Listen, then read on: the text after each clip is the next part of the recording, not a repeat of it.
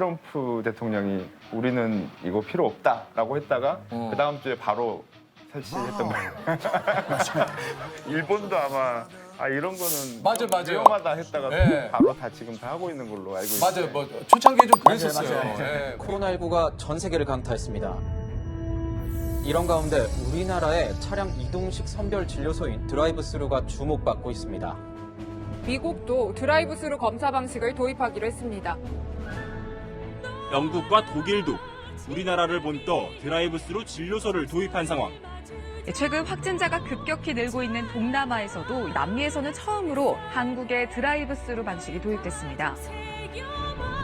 유독 일본만 정확성이 부족하다며 깎아내렸습니다. 그런데 일본의 일부 지자체가 이미 도입해 쓰고 있었습니다. 비판을 하려면 일단 제대로 알아야겠죠.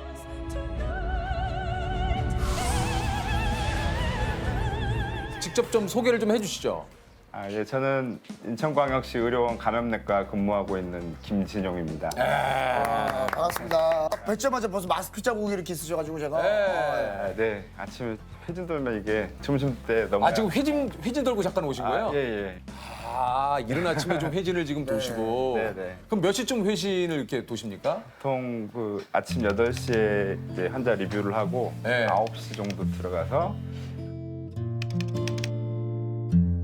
한 몇 명 안 보는데 1시간 정도 걸려요. 그래서 이제 보고 추가할 거 하고 지금 이제 급하게 나온 겁니다. 제가 좀 잠시 소개를 좀 드려야 될 것 같아요. 그러니까 1월 20일 기억을 하시는 분들이 계실 수도 있는데 첫 그 코로나 우리나라에서 그 확진자가 나온 바로 그 1호 확진자이신 그분을 주치의로 치료를 좀 하신 거죠. 예. 그리고 하나가 더 있어요. 그 드라이브스루. 네네. 드라이브스루를 또 창안을 하신 분입니다. 야, 이 진짜 대단하시네요.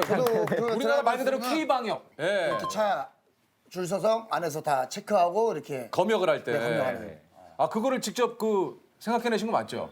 네, 맞습니다. 그게 대구에 환자가 엄청나게 많이 생겼을 때 도저히 이렇게 일반적인 방법으로 감당이 안 되는 그런 시기여서 요청을 받아서 이제 고안을 하게 됐고요. 혼비백산이 됐어요. 이거를 대구 경북에서는 아직은 그런 준비가 안 된 것 같고 대한감염학회라는 그 멤버들 젊은 멤버들이 모여 있는 감염학회 이제 그 정책 TF가 있어요. 가장 그래도 활발하게 활동하는 그 이재갑 교수님이 한림대 이재갑 교수님이 대구로 또 내려가는데 급하니까 KTX 안에서 한 11시 반쯤인가 많이 검사할 수 있는 그런 안을 만들어 달라고 올린 거예요. 또 누구는 자가지침, 자가격리지침 이런 거 이제 외국에 올라온 거 번역해서 할 거 이렇게 역할 분담이 대충 됐고 제가 이제 그 대규모 검사할 수 있는 방법을 고안하기로 했었어요. 근데 선별검사실 운영안 2페이지짜리 아래 한글 파일하고 그다음에 파워포인트 1페이지짜리 그 도안하고 두 가지를 이렇게 카톡방에 3시 한 반쯤 올렸죠. 23일이 일요일일 거예요. 그날 아마 칠곡병원 바로 한 걸로 알고 있어요.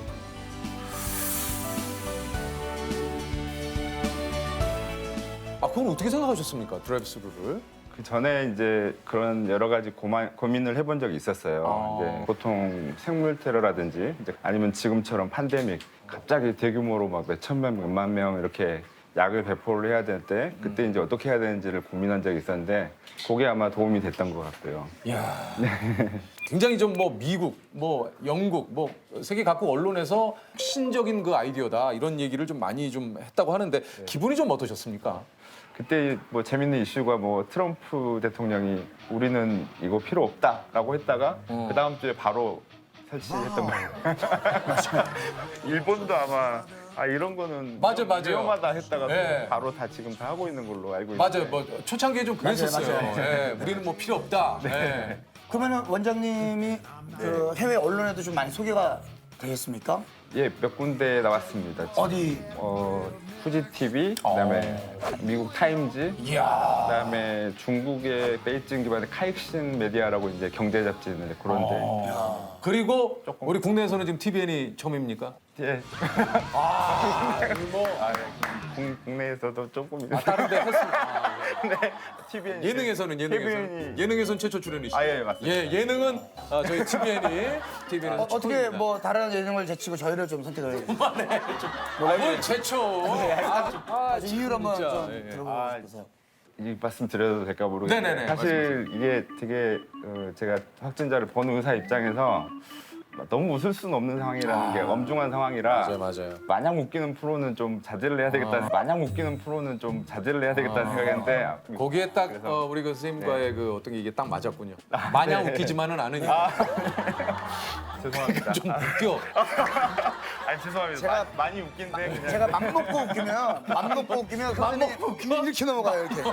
제가 마음 조금 먹고 맘 먹고 웃겨? 자 준비 시작 하면은 6초 만에 제가 선생님을 뒤로 넘어가게 할 수 있는데 어이가 없네. 저희 또 프로그램 색깔이 있기 때문에 여기서 좀 제가 알겠습니다. 아니 그 뭐 따로 뭔가 이렇게 특허라고 하나요? 이런 걸 따로 좀 내셨어요? 어떻습니까? 그러진 않았고요. 네. 애초에 그럴 생각이 원래 없었으니까 이렇게 배포된 게 오히려 더 잘 쓰이고 더 좋았지 않나 싶고요.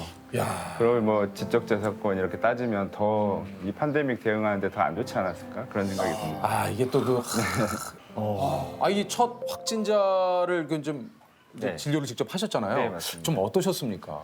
제가 감염병을 전공하니까 열나는 사람은 이제 수없이 봐왔지만 네. 조금 너무 많이 달랐어요. 어떻게 좀 달랐습니까? 그러니까 환자가 이제 열이 잘 안 떨어지고요. 오랫동안 안 떨어지고 특이한 게 처음부터 아픈 게 아니에요. 한 일주일 동안 열이 쫙 나다가 일주째부터 이제 점점 폐렴이 심해지고 이제 힘들어지는데 저희 병원에서만 지금 한 250명 정도 이제 보다 보니까 느끼는 좀 무서운 점이 뭐가 있냐면 폐렴이 꽤 진행을 하면 원래 이제 숨이 차야 되거든요.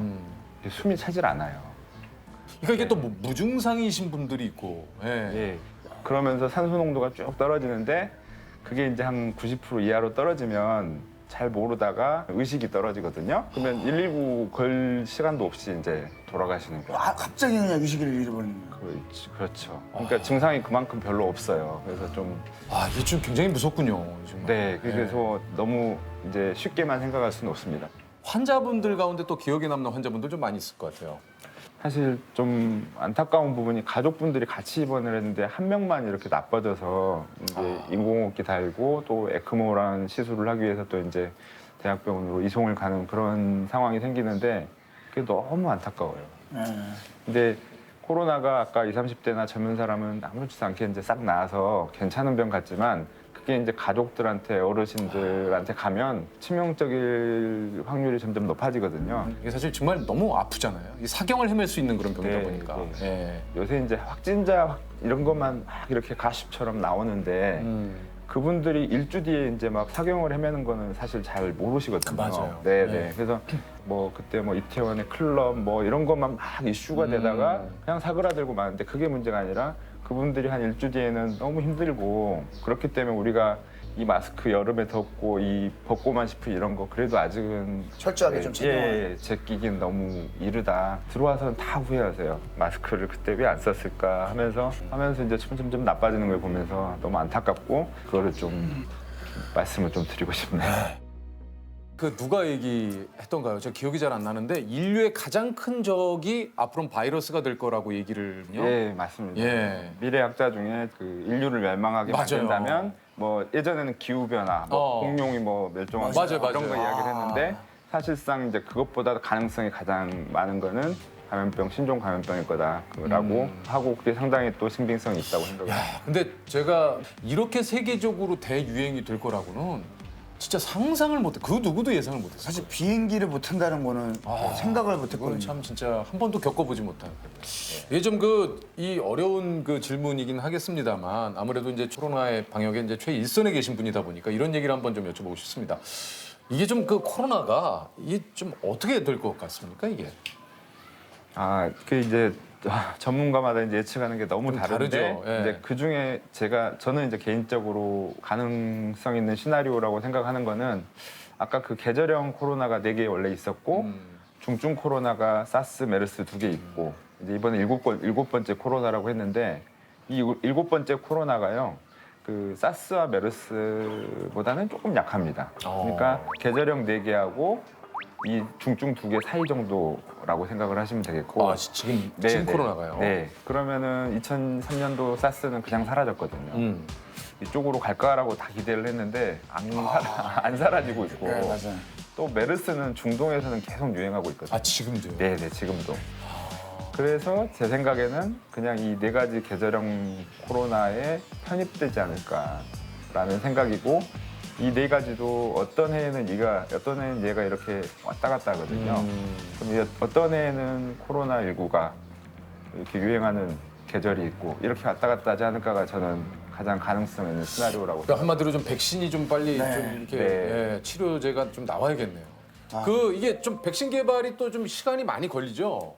네, 원래는 뭐 10년씩 걸리던 아, 건데 이게 한 10년이 걸립니까? 원래는 그렇습니다. 그러니까 이게 이제 뭐 임상, 1상, 2상 네. 해서 이게 이제 뭐 그런 여러 가지 부작용이 있는지 없는지를 다 하려면은 보통 한 10년이 걸리네요. 네. 근데 지금은 이제 전 세계에 백신 개발하는 그 수많은 연구소와 회사들이 다 매달려 있거든요. 그래서 그거보다는 훨씬 빠를 거라고는 생각은 하고 있어요. 이게 아무래도 이 그 백신 개발을 하려면 엄청난 또 돈이 필요하기 때문에 예. 실례된 얘기입니다만 언제쯤 나오나요, 백신이? 그건 아무도 장담을 못 할 것 같고요. 막 네. 빨리 나왔으면 좋겠다 그냥. 아무튼 1년 안에는 좀 어렵지 그렇죠. 않을까. 네. 아, 이게 마음이 급하니까. 너무 이제 막 이렇게 빨리 말해놓으면 기다리다가 지칩니다. 사실. 맞습니다, 네. 맞습니다. 예. 지금도 이제 뭐 우리 시민 여러분들도 그렇고 우리 국민 여러분들께서도 이 좀 시간이 좀 생각보다 길어지다 보니까 맞아요. 네. 많이들 좀 지쳐 계신 것 같아요. 예. 이럴 때 좀 뭐 좀 한마디 좀 해주시면 어떤 좀 얘기를 해주고 싶으신가요? 뭐 빨리 끝날 거다 이런 말을 이제 막 할 수는 없는 것 같고요. 네. 네. 우리는 지금 2020년에 살고 있어서 중세 시대 뭐 패스트라든지 흑사병이라고 불렀던 그런 것들을 그냥 책으로만 봐서 우리가 이해를 잘 못하지만요. 그런 걸 하나씩 겪으면서 인류 문화가 큰 변화를 겪었습니다. 사실 패스트 때문에 그 전에 그 중세 시대 종교 중심에서 르네상스 인간 중심으로 옮겼다고 해요.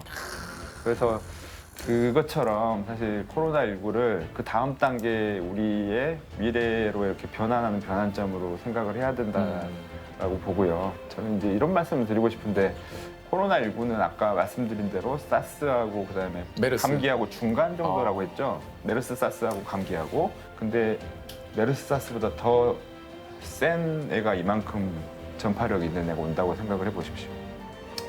그래서 그거에 그냥 시험 예비고사라고 생각이 되고요. 그래서 거리두기나 우리의 환경이 밀집한 환경 이런 게 바뀌어야 되는 시간을 우리한테 주는 타이밍 그러네. 그 기간이고 그렇게 생각하면 좀 지루하진 않고요. 그냥 그러면 우리가 지금까지 습관에서 좀 벗어나 보자, 바꿔보자. 뭐 식당도 원래는 따닥따닥 붙어 있었는데 원래 간격을 넓혀야 되겠다 이런 식으로 바꿔야 되고 이제 요거를 외국에서는 뉴노멀이라고 하고 우리는 새로운 일상 이렇게 이제 받아들여야 되는 거 아닌가.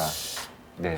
이게 참 듣고 보니까 참 맞는 얘기신 것 같아요. 그러니까 저희는 그거를 지금 경험하고 있는 예. 시대인 거고 후에 태어날 친구들은 딱 태어났을 때는 이미 이 너무 전체가 당연하게. 네. 너무나 당연시하게 마스크를 쓰고 다니는 게 이게 제가 사실 여러 가지 것들 중에 가장 마음이 아픈 것 중에 하나가 그러니까 저도 이제 좀 이제 한 3살 뭐 아직 어린 우리 나은이가 있지만 아직 어린 아이들이 나올 때마다 마스크를 쓰고 이게 사실 어른들도 굉장히 이럴 때는 답답하잖아요. 근데 아이들이 사실 그 마스크를 쓰고 외출할 수밖에 없는 이게 저희가 보기엔 너무 마음이 아픈데 어느 순간 아이들에게는 그냥 마스크가 당연한 것이 되는 이게 굉장히 좀 마음이 좀 아픈 것 같아요. 예. 이게 참 백신이 좀 빨리 좀 개발이 돼서 저희가 좀 마음 놓고 이게 좀 코로나19를 좀 두려워하지 않는 날이 좀 왔으면 좋겠습니다. 자기야.